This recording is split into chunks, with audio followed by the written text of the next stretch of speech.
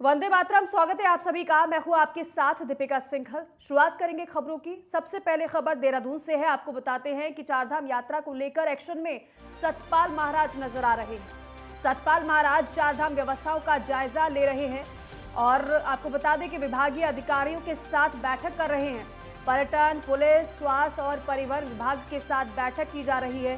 संबंधित विभागों के अधिकारियों से फीडबैक भी लिया जा रहा है। तो सतपाल महाराज लगातार एक्शन मोड में नजर आ रहे हैं। बैठकों का दौर चल रहा है, अधिकारियों से फीडबैक भी लिया जा रहा है। संबंधित विभागों के अधिकारियों के साथ लगातार बैठक कर रहे हैं और व्यवस्थाओं पर खुद नजर सतपाल महाराज बनाए हुए हैं।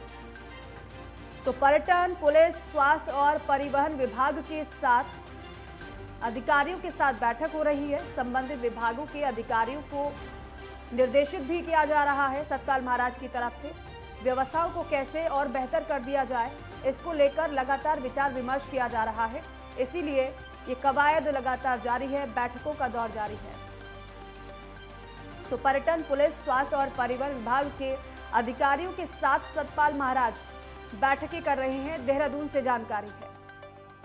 देखिए, चारधाम यात्रा की शुरुआत 3 मई से होने वाली है और उससे पहले कोशिश है सरकार की कि सभी व्यवस्थाओं को पूरा कर लिया जाए या फिर यूं कहें कि बेहतरीन कर लिया जाए, जिससे आने वाले यात्रियों को कोई परेशानी ना हो और एक बेहतर संदेश यात्रियों में जाए, जिससे उत्तराखंड में पर्यटन को बढ़ावा मिल सके।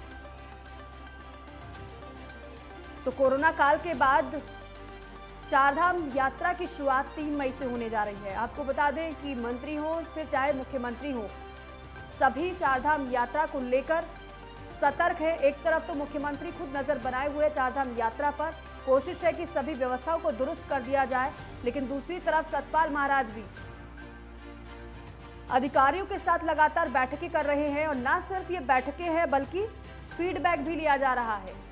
कौन कौन से काम किए जा रहे हैं, कौन कौन से काम हो गए हैं, कितने काम होने बाकी हैं, क्या कुछ व्यवस्था चारधाम यात्रा को लेकर चल रही हैं, ये सभी निर्देशित तो किया जा रहा है सतपाल महाराज की तरफ से। लेकिन सिर्फ निर्देश नहीं है, निर्देशों का पालन कितना हो रहा है यह भी जाना जा रहा है।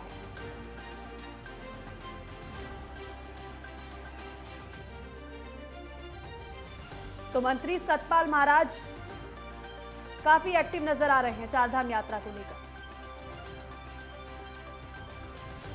तो देखिए, चारधाम यात्रा न केवल आस्था से जुड़ी हुई है, बल्कि जो व्यापारी उत्तराखंड में कोरोना काल में परेशान थे, उनको भी चारधाम यात्रा से काफी उम्मीदें हैं कि जब यात्री आएंगे तो उनके व्यवसाय को बढ़ावा मिलेगा, उनकी रोजी रोटी बढ़ेगी, उनकी आमदनी बढ़ेगी।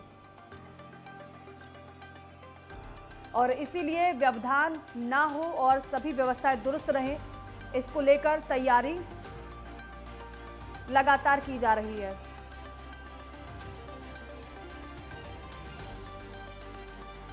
तो चारधाम यात्रा से पहले सभी व्यवस्थाओं को दुरुस्त किया जा रहा है। योगेश सेमवाल मेरे सहयोगी सीधे हमारे साथ लाइव जुड़ रहे हैं। योगेश, चारधाम यात्रा तो 3 मई को होनी है, लेकिन उससे पहले तमाम व्यवस्थाओं को दुरुस्त किया जा रहा है।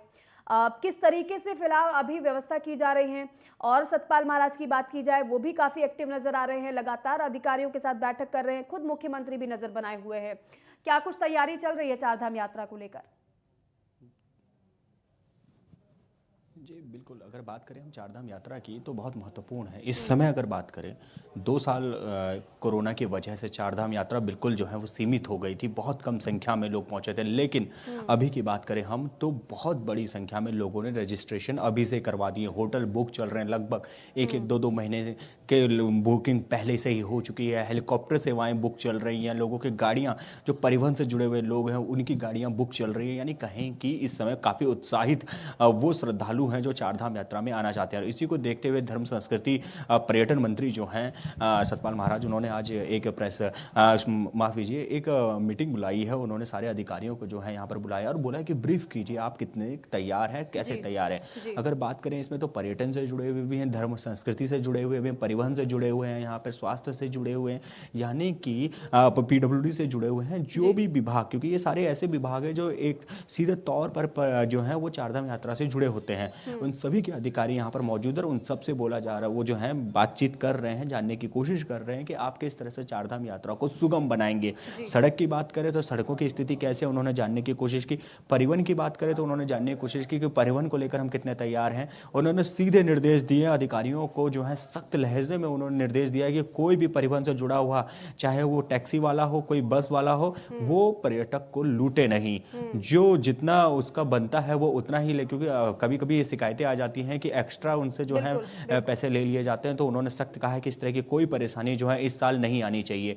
उसी की बात करें तो उन्होंने स्वास्थ्य को भी कहा है कि आप तैयार रहिए किसी भी तरह से, क्योंकि जब हम बात करते हैं केदारनाथ जैसी जगह की जहाँ पर जो है जब कोई व्यक्ति जाता है तो कई लोग ऐसे हैं जिनको टेम्परेचर से जो अपने आप को जो है वो मैच नहीं कर पाते हैं, कई को ऑक्सीजन की प्रॉब्लम हो जाती है। तो इसको लेकर भी उन्होंने कहा है कि सख्त बिल्कुल तैयारी होनी चाहिए। वैसे खुद स्वास्थ्य विभाग ने भी इसको लेकर पहले भी कहा था कि हम पूरी तरह से तैयार हैं, लेकिन उन्होंने कहा है कि पूरी तैयारी होनी चाहिए। इसी तरह से अन्य विभागों की हम बात करें तो सबको उन्होंने तैयार रहने के लिए कहा है, क्योंकि महत्वपूर्ण है। अब चारधाम यात्रा शुरू होने वाली है और हर बार लाखों की संख्या में आते हैं और इस बार तो शायद सारे रिकॉर्ड टूटने जा रहे हैं। जिस तरह से लोगों में उत्साह है, लोग कई 2 सालों से लगभग यहाँ पर पहुंचे नहीं है, तो लोग काफ़ी उत्साहित हैं। तो शायद सारे रिकॉर्ड टूट जाएं और हो सकता है कि 1 करोड़ लोग तक यहाँ पर जो है वो आ जाएं। जी बिल्कुल योगेश, आप बैठक का जिक्र कर रहे हैं, आप बता रहे हैं कि बैठक बुलाई गई है, तो बैठक क्या शुरू हो चुकी है या शुरू होनी है? नहीं, बैठक काफ़ी देर से चल रही है, लगभग 1 घंटा हो चुका है बैठक होते हुए और लगातार, क्योंकि वो अलग अलग विभागों के अधिकारियों से बातचीत कर रहे हैं, जानने की कोशिश कर रहे हैं। सभी मौजूद हैं उसमें, तो सबसे बातचीत कर रहे हैं, जानने की कोशिश कर रहे हैं आप कितने तैयार हैं, हम कितने तैयार हैं, जो श्रद्धालु आएंगे उन श्रद्धालुओं के। योगेश, ये बैठक क्या कॉमन है या फिर अलग अलग तरीके से, या फिर आप बता रहे हैं कि सभी विभागों की बैठक चल रही है, पुलिस की अलग से, व्यवस्थाओं के लिए अलग से बैठक हो रही है, फिर चाहे स्वास्थ्य की बात कर ले वो बैठक हो रही है, तो कॉमन बैठक हो रही है या फिर अलग अलग बैठकें ले रहे हैं सतपाल महाराज? नहीं जी, नहीं जी, बिल्कुल कॉमन बैठक हो रही है। सारे अधिकारी जो हैं वो सारे के सारे, अगर बात करें सचिव लेवल के अधिकारी जो हैं वो मौजूद हैं।